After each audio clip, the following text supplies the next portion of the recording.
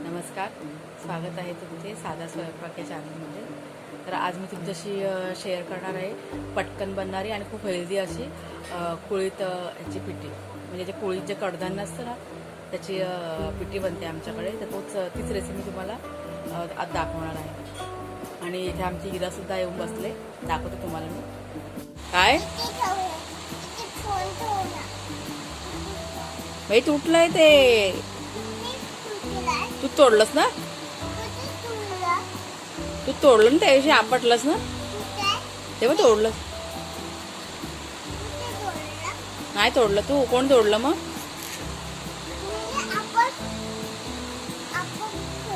आपोआप तोडला कोणी मग?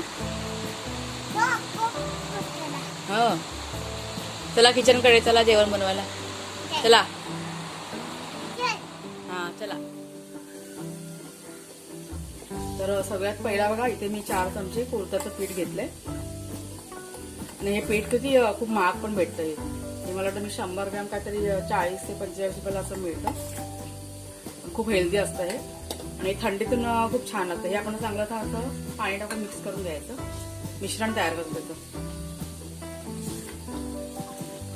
म्हणजे पनीर मशरूम आहे त्यापेक्षा हे पीठ हे महाग मिळतं.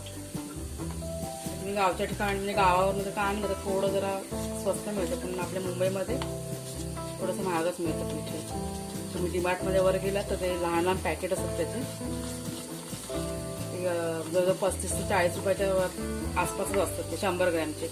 आता हे असं चांगलं मिक्स करून घ्यायचं. खूप हेल्दी आहे हे, त्यामुळे एकदा नक्की ट्राय करून बघा. आणि इथे मी गॅसवरती कढई सुद्धा ठेवले. इकडे माझा कुकर पण झालाय. तर कढईमध्ये बघा मी अर्धा चमचा तेल टाकलंय आणि तेल आपलं चांगलं गरम सुद्धा झालंय. त्यात मी आता पहिला हिंग टाकते. चांगलं तापलंय ते. त्यात एक हिरवी मिरची,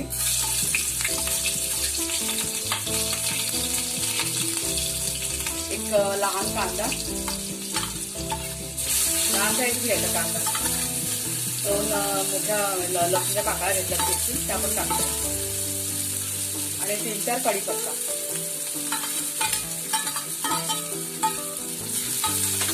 आता हे कांदा आपण चांगला लाल करून घेऊया. आता हे जी पिठी आहे थंडीमध्ये आणि पावसाळ्यामध्ये खूप छान लागते. जर कोणाला सर्दी खोकल्याचा त्रास असेल ना, सर्दी वगैरे होते ना, तर असं गरम गरम बनवून घ्यायची आणि असं पियायची तूप प्रमाणे. म्हणजे एक प्रकारे तुपच समजा तुम्ही. सर्दी खोकल्यावरती खूप छान आहे. आणि ज्यांना डायबिटीज आहे किंवा किडनी स्टोन असते ना त्यांच्यासाठी पण हे बेस्ट आहे. याचं जे कडधान्य असेल त्याची भाजी पण खूप छान बनते. मोड येऊन खूप मस्त भाजी बनते. डायबिटीज पेशंट असेल त्यांच्यासाठी पण हे पोळी खूप हेल्दी असतात. आता आपला कांदा लाल झाला की आपण त्यात हे जे मिश्रण तयार केलं तर पिठाचं ते टाकूया.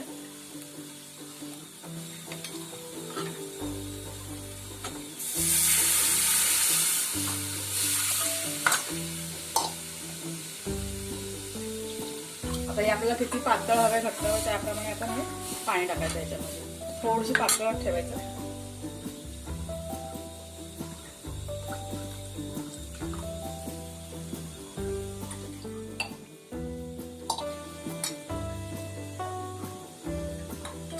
आता यात मी थोडीशी हळद टाकते, 1 चमचा हळद. आता आपण याचं 1 मिरची टाकली म्हणून तिखट आपल्याला किती हवं त्याप्रमाणे मी अर्धा ते पाऊण चमचा तिखट टाकते. मीठ चवीप्रमाणे.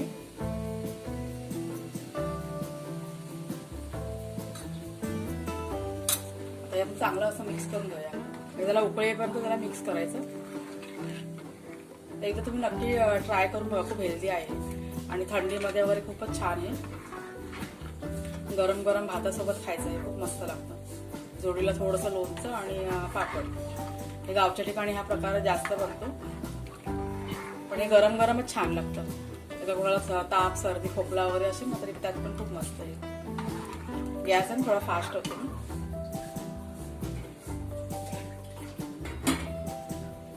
थोडंसं पाणी मी अजून टाकते, मला थोडं घट्ट वाटते.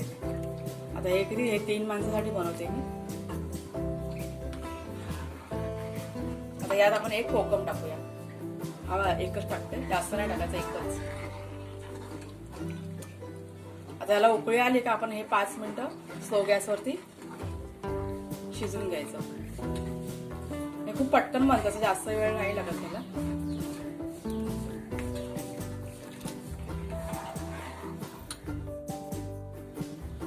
तर हे बघा आता उकळी आले. आता हे स्लो गॅसवरती 5 मिनिटं शिजत ठेवते.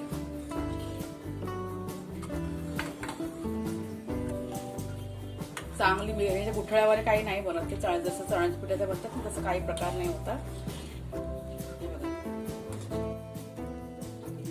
तर हे बघा 5 मिनिटं होऊन गेलेत आणि आपल्याला पिठी ही तयार आहे, झालेली आहे. आणि पुऱ्या घरभर कसा एकदम सुगंध, वेगळा एक सुगंध येतो, पुऱ्या घरभर आमच्या पिठीचा सुगंध येतो. गॅस बंद करते मी. आपल्या इथे कुकर पण थंड झालाय, तर लगेच जेवायला घ्यायचं. त्याच्या रंगावर तर तुम्ही जाऊ नका. ह्याचे हा रंग जरी वेगळा दिसत असेल तरी त्याचे गुणधर्म खूप छान आहेत हे कुळथाचे. त्याच्यामुळे एकदा तुम्ही नक्की ट्राय करून बघा. तर मी जेवायला घेते, गॅस बंद करते. गरम गरम लगेच खायला घ्यायचं. नाही का उडदाचे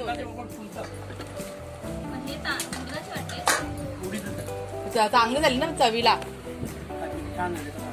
गरम गरम चांगलं लागतं. इरा तुला आवडली? इरा हाताला लागलाय ना इराच्या. कुठे कुठे वाजला? नंतर नाटक करते.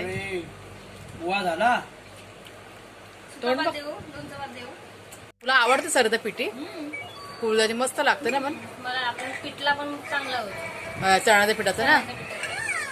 ते शेंगा वगैरे टाकून खूप छान होतं.